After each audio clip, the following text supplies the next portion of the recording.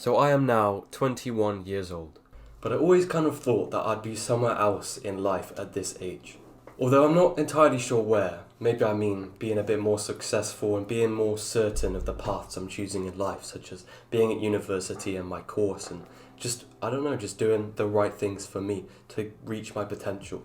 For the longest time when I was younger, I promise you, I genuinely thought that I was going to go on the X Factor and win, and then go on to have a really successful career of a singer, songwriter, and just be famous and rich. And then puberty eventually struck, and I can no longer reach the kind of notes that I used to be able to in singing. So if I went on X Factor now, I'd probably end up on some compilation of terrible X Factor auditions. And that's not ideal, is it? I've seen a lot of people my age recently, they've been graduating university. I've seen them getting houses and even getting children. And it's great to see, but it's so easy to compare yourself to other people in their lives and then kind of feel behind in life. In a way, comparing yourself to others could be a good thing because it could make you work harder.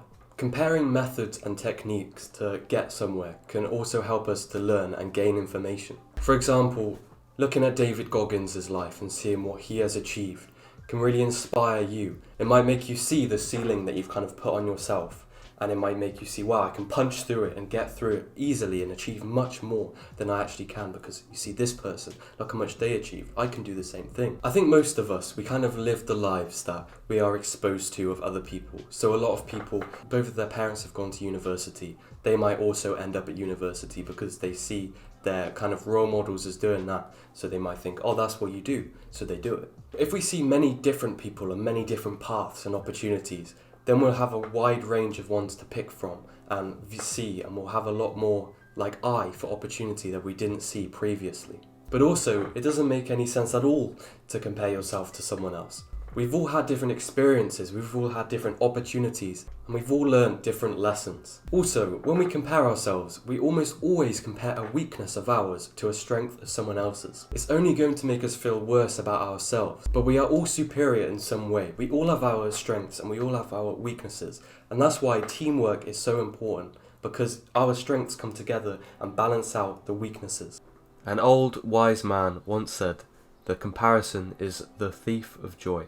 And I will repeat myself again by saying this man was very wise. Social media creates a lot of comparison.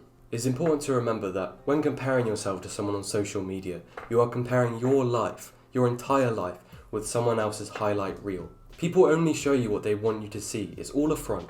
Therefore, it just doesn't make any sense at all to compare yourself to their highlights. A better way of comparison is to compare yourself with yourself. I always like to compare myself to myself a year ago, so right now it would be my 19-year-old self. And then I'll identify how I've changed and improved, and look back and be like, wow, look how much I've changed in this short period of time. So this last year I've become way more mature, I've learned to live by myself, I've become physically stronger, I play video games less, and I've become way more confident and way better socially, which I'm really happy about. And for this time next year, I'll aim to be better than how I am now. And you can also compare yourself to your future self. So now I'm comparing myself to my future self, and I can identify where I want to improve from where my weaknesses are now for where I can improve them and make them my strengths in a year's time. One big thing is within this time period of now and a year's time, I want to create more. I want to create more videos. I just want to create more things and possibly even music. Things that will outlast me. Because I kind of feel like I haven't achieved a lot and I haven't really got much to show for myself. Nearly 21 years I've been here,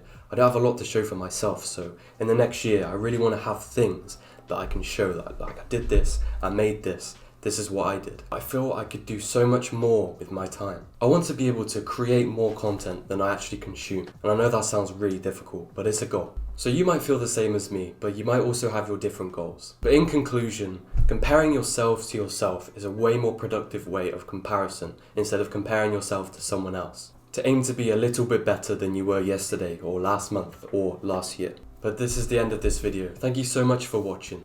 Remember to like, comment, subscribe if you want to. I'll see you in the next one. Goodbye, take care.